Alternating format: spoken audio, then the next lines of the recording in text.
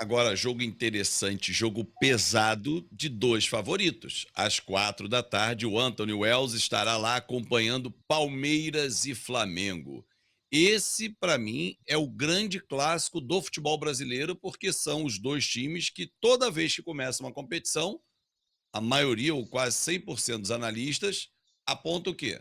Palmeiras e Flamengo. Ah, o Atlético Mineiro pode chegar, uma surpresa o fulano, mas Palmeiras e Flamengo não saem da prateleira alta e teremos aí, Edu, já esse clássico na terceira rodada do Campeonato Brasileiro, ou seja, no retorno, ele será na 22ª, não vai decidir campeonato, porque aquela coisa, ficou por final, é como se fosse uma final. Não, está muito longe do final. Não, exato. E o Tite, né, até já aliviou a questão, a pressão de jogar contra o Palmeiras e tal, depois da vitória do Flamengo sobre o São Paulo, né, na segunda rodada. O Tite, na coletiva, ele até disse: não, 3 pontos no campeonato. Ele tem razão, na verdade. 3 pontos no campeonato brasileiro são 3 pontos sempre, independente de quem está do outro lado. Mas é claro que você, por exemplo, no caso do Flamengo, ganhar do Palmeiras fora de casa dá uma moral para o time e mostra que o time realmente está no caminho certo, né? Lembrando, assim como o Evaldo disse também, lembrando que no caso do Palmeiras, né, o jogo contra o Inter foi na Arena Barueri. Não foi exatamente no Allianz Parque, porque o Allianz Parque recebeu um show essa semana, um show musical, não deu para jogar lá. Mas contra o Flamengo vai ser no Allianz, sim. O próprio Abel, né, no caso do Palmeiras, disse depois da derrota para o Inter que não jogamos muito bem em casa, o clima aqui, o ambiente aqui é diferente, se referindo, obviamente, à Arena Barueri, né? E a gente tem números interessantes, e a gente passou por isso já no começo aqui do nosso Flash Score Podcast, que é a importância de você, o Evaldo disse isso, né? A importância de você fazer pontos dentro de casa. Porque assim, se a gente fizer uma conta rápida, se a gente pegar aí os últimos 5 campeonatos brasileiros, vai e fazer aí uma média, 80 pontos dá o título para o time que conseguir isso. O que significa você conquistar 2 pontos por rodada, em média. E aí eu peguei os números do ano passado, olha o que o Palmeiras conseguiu jogando em casa. Ele fez 70 pontos, né? O total de pontos em 2023, ele foi campeão. Ele conseguiu 44 pontos em casa. Fazendo uma conta rápida, isso daí dá 77% de aproveitamento dentro de casa. Como visitante, cai um pouquinho. Foi para 46%, 26 pontos conquistados, né?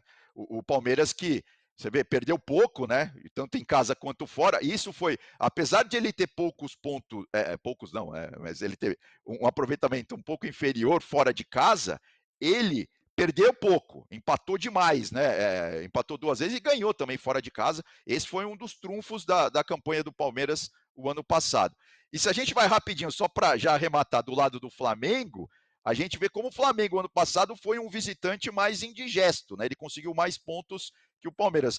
Fazendo essa conta aí, dá 46% de aproveitamento. Foram 31 pontos conquistados como visitante, ele conseguiu 66. Você vê que ele equilibrou um pouco, né? 35 pontos em casa, 31 pontos fora, 31 pontos fora, o Palmeiras pontos fora, o Palmeiras que, ou melhor, o Flamengo, né, que perdeu só 4 vezes também no Campeonato Brasileiro no ano passado. Ou seja, arrematando, para você ser campeão, são 2 pontos em média por rodada. Flamengo e Inter, que já largaram bem, já estão com 6, né? Ou seja, já tem até uma gordurinha aí se a gente for ver essa média. O Guardiola que costuma dizer muito isso, né?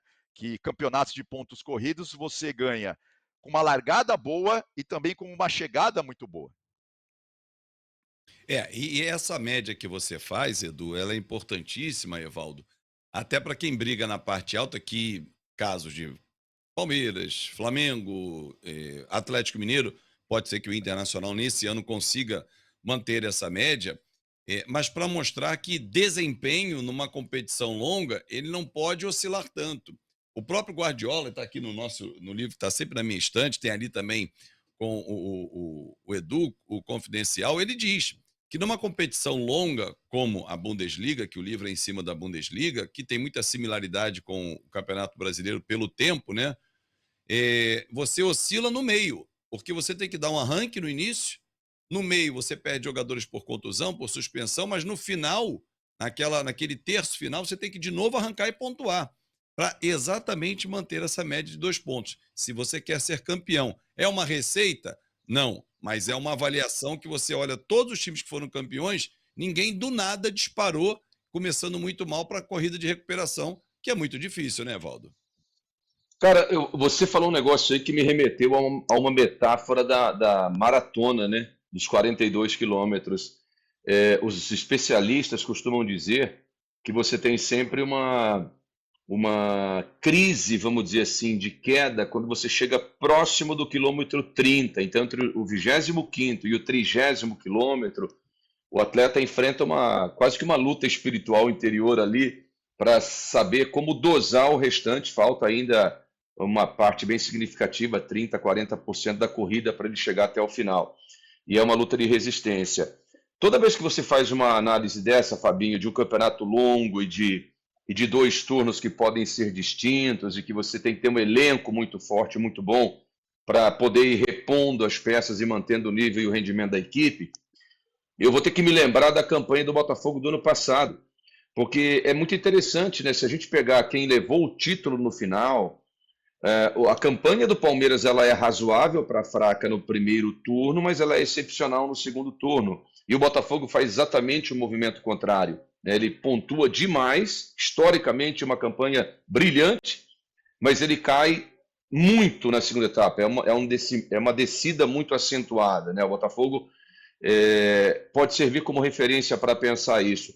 Eu acho que o Palmeiras é muito forte quando joga em casa, mas mostrou que mesmo na sua força, e a campanha que o Edu traduziu aí do ano passado, né, em 19 jogos apenas 3 derrotas, é uma equipe que sabe explorar muito bem a sua arena, mas mostrou contra o Internacional que também tem as suas fragilidades. Mesmo enfrentando uma equipe que nem chegou à final do Gauchão, uma equipe desfalcada, Palmeiras não conseguiu se impor. Só a Arena Barueri, só o fato de não estar jogando em casa, não explica a derrota.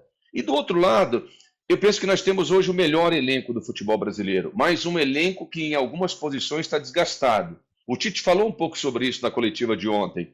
Ele tem pretensões com Copa do Brasil e com Copa Libertadores da América. Ele vai dividir forças. Em algum momento ele não vai poder contar com uma Arrascaeta ou com jogadores que são muito decisivos, o Pedro, por exemplo, em todas as partidas. E isso vai, obviamente, fazer o Flamengo ter que pensar a qualidade da reposição. Vai ser um duelo interessante, Fabinho. Eu colocaria uma leve pressãozinha do lado rubro-negro para esse jogo. Palmeiras em casa contra o Flamengo, viu? E vai ser um grande duelo, porque o Tite poupou o Arrascaeta contra o São Paulo, ele pode se dar esse luxo, aí muda um pouco a formação, porque ele tem um rapaz chamado De La Cruz, que fez gol, inclusive, no São Paulo, para manter o nível de atuações. Se ele quiser, se o Everton não puder jogar, ele tem um rapaz chamado Bruno Henrique, o iniciante também, o nível é altíssimo do banco do Flamengo. Se ele quiser tirar o Fabrício Bruno, ele tem o Léo Ortiz, se ele quiser tirar o Léo Pereira, tem o Davi Luiz. Vou descansar o Ayrton Lucas, tem um Vinha. Talvez seja o melhor elenco hoje do futebol brasileiro. Vai ganhar o campeonato? Não sei, porque lá no início eu falei que esse ano a Copa América pode ser um diferencial. O Flamengo talvez seja o time que tenha mais jogadores convocáveis. E aí, quantos vão desfalcar o Flamengo? Porque o brasileiro não para. Mas só que antes de fechar o nosso podcast... Oi, Edu, fala. Não, só para corroborar isso que você está falando, né?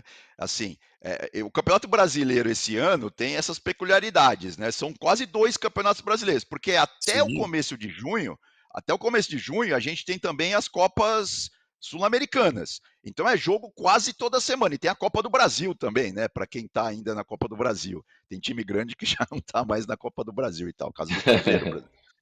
Então, assim, até início de junho, é essa maratona.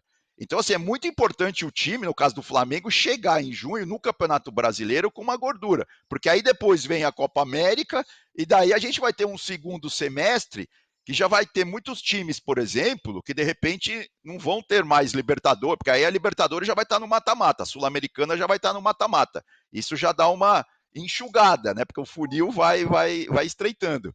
Então, assim, são quase 3 campeonatos brasileiros, 3 fases, assim, dentro de um mesmo ano, de uma mesma temporada. Isso vai fazer toda a diferença. E aí, sem contar em julho, quando praticamente termina o primeiro turno, na última rodada, abre a tal da segunda janela internacional e quem tiver recurso vai contratar para um segundo turno muito mais pesado.